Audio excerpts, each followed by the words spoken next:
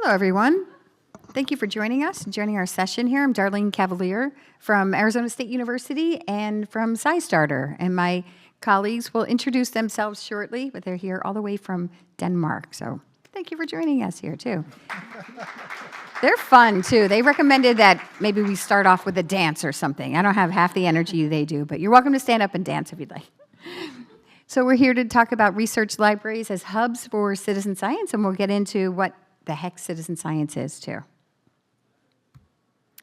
All right, so our agenda today, why citizen science, and we'll talk about what citizen science is, how Arizona State University and SciStarter and public libraries are involved, citizen science and the role of research libraries there, and the case from our friends from Southern Denmark University's library.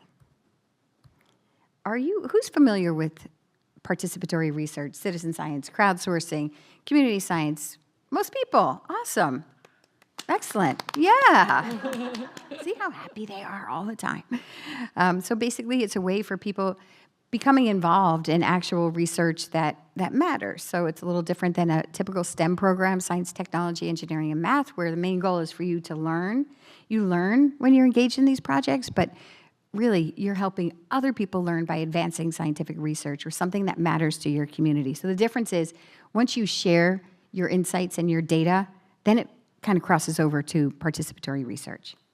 There's a lot of other ways to define it, but it's extremely broad. So most of you probably know this already. It can involve many ways of engaging in small but important acts of science. So it's not to say you are a scientist because you took a picture and you shared it through a website, but all those acts together really add up. So it can involve observing, and I just gave an example of that, monitoring different conditions, measuring. You can see these are steps in the scientific process too. Analyzing, that's a big category of citizen science. So somebody might not have enough data, so they use crowdsourcing and participatory research to develop really good protocols so there can be credible evidence in people collecting that data. Or they might have too much data, so they put it out also with good protocols and step people through the task of analyzing that data. And together, this definitely helps accelerate scientific research. It is big science and it's serious science. So many different outcomes, more and more all the time. So we know that there's 50 different species of bacteria in your belly button. Yes, and that's because researchers at North Carolina State University had a project where they mailed out sterilized Q-tips, simple instructions, asked volunteers to swab their belly buttons, send everything back, and they did this analysis. We had a project where we worked with SpaceX and NASA, and believe it or not, cheerleaders from NFL and NBA teams who are also scientists and engineers, and they got 4,000 people to swab high-touch areas and swab those microbes. 54 were sent to the International Space Station where they were compared for their growth rate analysis and papers published. So many different ways to engage people. It can save scientists time, but there's always an investment in the startup of a well-designed, good project. And you can look at some reports from the national academies that give you insights into how to design a project specifically so you're going to get good data. But there's that investment. Good design usually leads to good, credible data coming out of it. And also as research librarians play a very important role in helping us surface all of these outcomes too, because for a long time, metadata was not used that would identify the data for that project as coming from the public or from volunteers. It was kind of dirty to start to admit that, and a little bit of chaotic ways of defining it. So our research colleague, Dr. Karen Cooper at North Carolina State University, worked very hard to help kind of streamline that, develop metadata tags. And so you'll see this giant increase in the number of papers that cite public participation in scientific research, and a lot of that is because of how the information was organized and tagged. So big numbers, but even small acts count. Individual small amounts of data can be exactly what somebody needed because they couldn't get to that data. It was only available in certain locations under certain conditions. I'm citing here some of the bigger numbers because people seem to be impressed by these. So Zooniverse, a very large, popular platform. This is an example of when scientists have too much data. They will often use something like Zooniverse to put it out to the crowd to crowdsource quickly and analyze data. You can see, I have terrible vision, but you can see there's by now it's probably 3 million avid users of Zooniverse who get on there and they volunteer and they help accelerate research. iNaturalist, another very, very popular free app that allows people to kind of explore biodiversity around them and at the same time discover what's around them. It uses really neat software to kind of help identify what you're looking at. And then a lot of validators, another type of volunteer, come in and they say, nope, it's not quite that, it's this. And then together, that's used for large databases like GBIF, like a very large global biodiversity information. So the information is used, but the motivations are very different for people getting involved. iNaturalist, sometimes people are just really curious what they're looking at. But in exchange for using the app, you're really giving your rights to be able to share that data with people who need it, too. This one on the right, that's from my colleague, Pietro Michelucci, who runs a very popular project called Stall Catchers. And I'll explain what that is in just a moment. But basically, on average, maybe a volunteer is about 70% accurate, because you must be wondering how much can you really trust this data. About 70% accuracy, where the scientist might be a grad student, maybe 90% accuracy, but together, 99%. And I'll show you how he does this. This is his project, Stall Catchers, and what you do as a volunteer is you would be looking at these as video clips. Here they're still images. The flowing one shows blood flowing through a mouse brain blood vessel. And the mouse has actually been infected with, and I know you can do this, with Alzheimer's. And so it's clear indication that there's more stalled blood flow in that mouse brain. So the one on the left is showing flowing. The one on the right, and it's very clear when you're watching this short video clips, is showing that stalled. It stops. So you as a volunteer, all you're doing is looking at these very short video clips and clicking, that's flowing, that's stalled, and 10 people have to see and say the same exact thing about that same clip for it to be considered research quality data. So Stall Catchers has done a lot of research in understanding data quality and the rate at which it's accelerating research. And we know we experimented at SciStarter with them over a course of a weekend, and the amount of activity that came in that one weekend was the equivalent of 3.5 months of work that would have taken their graduate students to do. And the quality's just as good. So Stall Catchers is a really cool one. Again, from Pietro, a really neat slide that, we'll have to factor into this too, like how can we start using machine learning to help accelerate things more, and what are machines good at versus what humans are good at. And right now, he shows this chart about kind of the cognitive skills that humans have that can still outpace machine learning. I don't know how long that's going to last, but this is his slide here. Let me see what it says. It pops up too quickly at the end, but it basically gets to that point about human cognition. All right, sorry, it's so fast. It's serious science, and it's professionalized now. The field of citizen science is now professionalized into a professional organization in the United States, no longer called Citizen Science Association. It's called the American Association for the Advancement of Participatory Sciences. Their journal is still called Citizen Science Theory and Practice. And in fact, there's a call, we're co-editing a journal, one of these special collection editions, specifically looking at the role of libraries and museums, as well as galleries and archives, GLAM, in supporting and really moving the field forward. So maybe, Thomas, when you speak, you can remind us how people can submit abstracts for that special collections. Back in 2016, there was a formal Citizen Science and Crowdsourcing Act. And what this did was it enabled federal agencies to feel way more comfortable about supporting programs that worked with volunteers. It had something to do with the Paperwork Reduction Act. I can't say I understand it, but I know it was very helpful for federal agencies.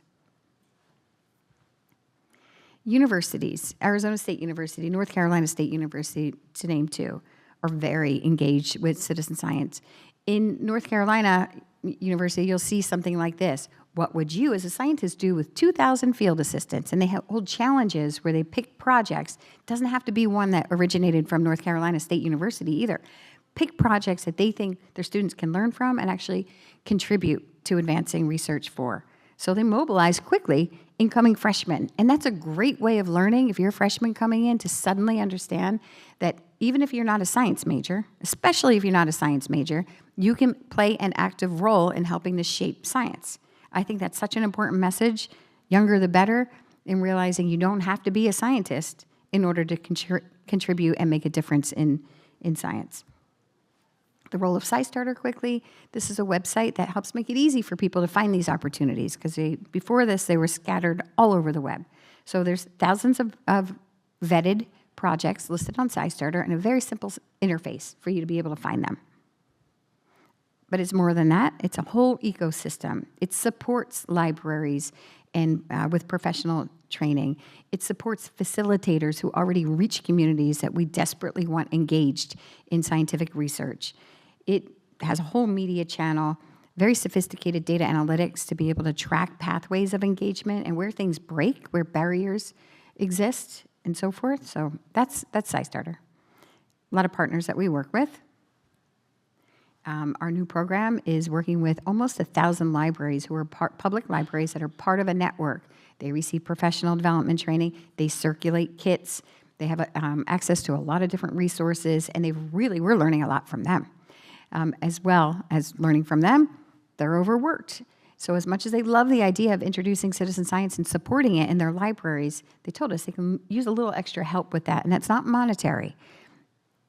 Enter the ambassadors. So we train their volunteers, and we also mobilize the 230,000 or so members of SciStarter who are already actively engaged in citizen science to be able to kind of pivot them over to a library to do introductions to citizen science and alleviate some of the burden on that librarian. And now, is it Thomas? Thank you. Thanks, Darlene. My name is Thomas Kostet. I'm Deputy Library Director at SDU Library in Denmark.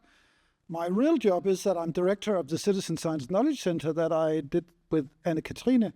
And we will dig a little bit into that in her talk. But in Europe, research libraries and citizen science is slowly becoming a thing, which I think is the reason the good organizers of CNI asked us to come here.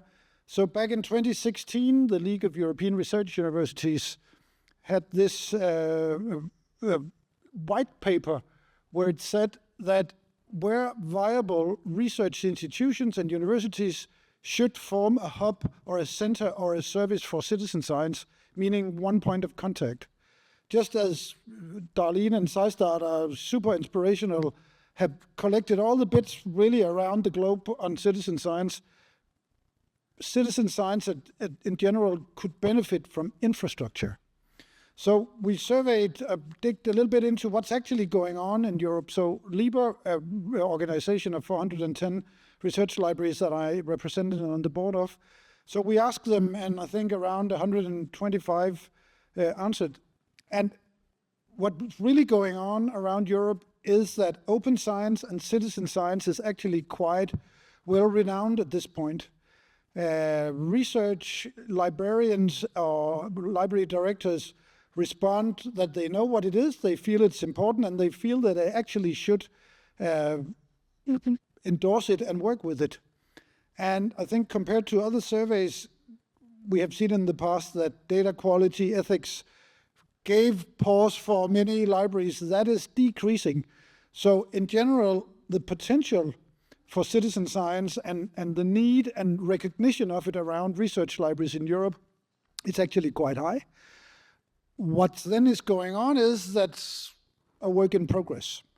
So 23 of the 125 libraries that we surveyed said that they're experimenting, and around, I think, 8-10% now consider it a core service. So it's just to say that in Europe, there's a high understanding of both open science and citizen science among research libraries, people like us here. But of course, lack of implementation, key barriers, resources, policies. We do, unfortunately, in the EU, and not even in Denmark, have a crowdsourcing and citizen science act, which we will surely benefit from. And the thing that is super important, and is really the key message to the few minutes I have here, is that libraries already have the skills for working within citizen science. So Anne-Katrine and I and our Citizen Science Center have facilitated around 40 projects, from very small reading groups for vulnerable men going into retirement to very big projects that in Denmark have been seen by maybe 1 million people on television and social media. And in order to facilitate that, to assist the researchers, we identified a number of skills, anything from advocacy to project coordination, management, events, workshop, teaching, evaluation, things that is very important that when we ask research libraries around Europe, and don't get alarmed by the red dots on my little slide here, the red dots actually mean that the libraries report that they have these skills. So a very vast majority of research libraries in Europe, and I think that's the message we're taking to you here, actually report that they can already, without competence development of staff, without additional staff resources, but a reallocation of staff resources, can actually support citizen science. So over 3/4 indicate they have skills in advocacy, events, workshops, teaching, communications, which are all core transferable skills that we from practice and maybe also from the literature know that researchers who are digging into the field are really, really almost desperate to get a hand on. So it's just to say that in practice, research libraries can actually support researchers in this, but also very importantly, research libraries seem uniquely positioned if they were to engage in citizen science and building hubs or support services and communicating with the public. Of course, it's not everything is not a shiny day, because there are barriers. When we ask research librarians on a management level, what are we doing here? Why aren't you getting going? Vast majority says we need more money, we need more staff. But on the other hand, they report that they actually have the staff. And I think my library probably spent 1% of our acquisition budget now for printed books and 99% to Elsevier and others. So there seems to be a potential for actually making a strategic move into this, which is why Anne-Katrine and I did a senior management workshop for strategic development of citizen science and research libraries in Europe. And we did it with a professor, a colleague of Darlene's, called Muki Hackley from University College London. And he commented after this workshop that this is just as much a personal journey for library directors as it actually is recognizing the field, because apparently on an intellectual level, managers in Europe knows that this could benefit research, but apparently there are also barriers in digging in. But there's hope. In LIBA, we have funded a citizen science working group together with Dr. Paul Aries and Dr. Tiberius Ignat. So currently we are around 35 members, research libraries, who are doing open science and citizen science guides, doing all kinds of training and advocacy, doing management and leadership development, free of charge for any LIBA member, because we feel it's beneficial and it actually aids our role as well. But the huge question here is not one I have answered. I think Darlene and I have shown the potential. But the real important question for these last 10 minutes, is it actually worth the trouble? I hope you can guess the answer. My name is Anne-Catherine Overgaard, and I'm not from the library as my colleague Thomas. I'm head of research and innovation support at the Faculty of Health Sciences. And I will talk about research libraries and citizen science. Is it worth the trouble? Are some of you from a library? Yeah? Are you doing citizen science in your libraries? No, but maybe from tomorrow. Wait and see, wait and see. Okay, my claim is that research library makes a difference for research and researchers in the new research and funding landscape that is coming up. So in the next 9 minutes, I will touch briefly upon these 5 dots here. So I'll just get on. As Thomas said, 4 years ago, we founded our SDU, Citizen Science Knowledge Center, and it was placed in our research library, because at least at our university, the research library is seen as a neutral place for the faculty. If it had been placed at my faculty, it would just be the researchers from health that would use it.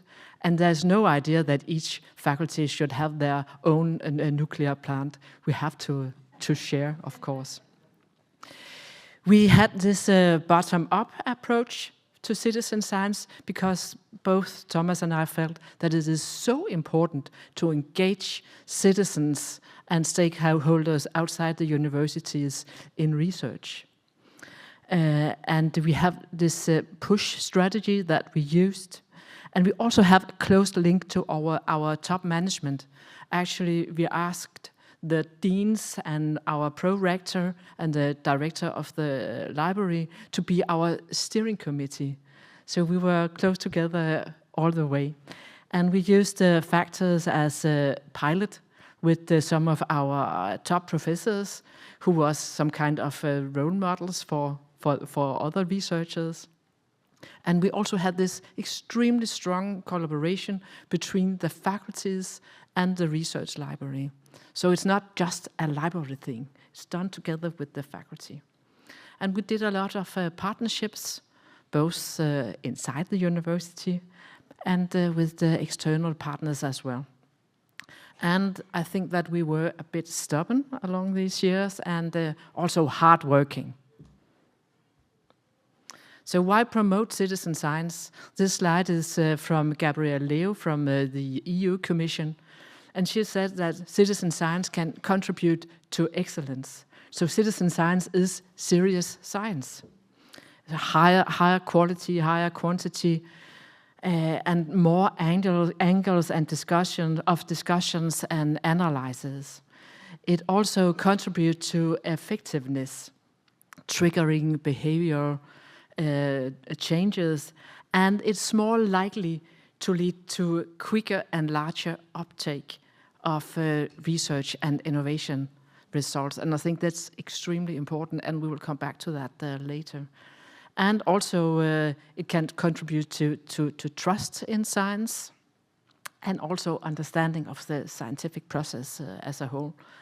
It increases transparency and mutual learning, of course. So what is the role of libraries in the future? I'm not from a library, so I can be a bit provocative.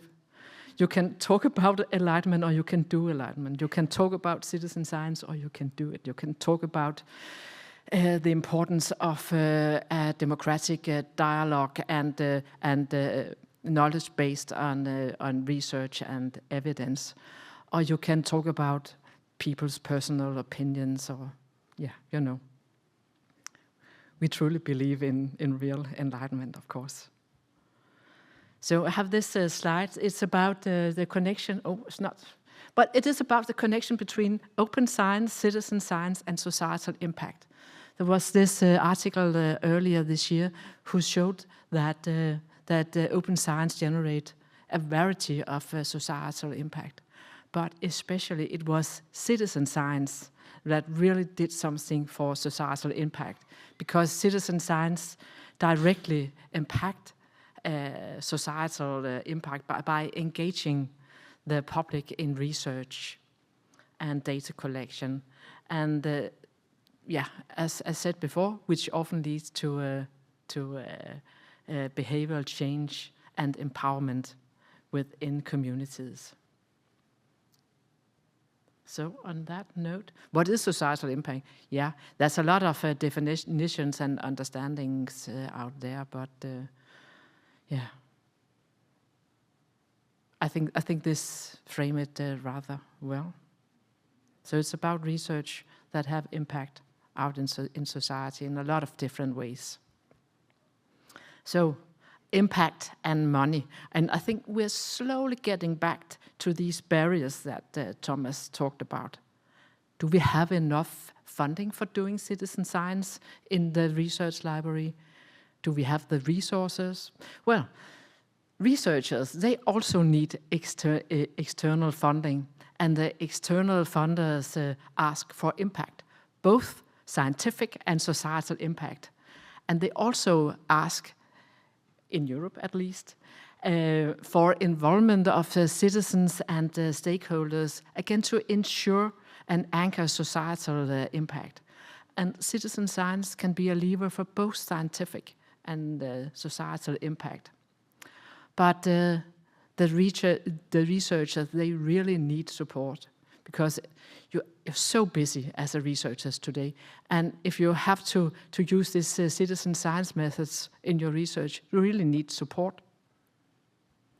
So together with Darlene and Mahmoud Farouk, earlier this year we made this frame model.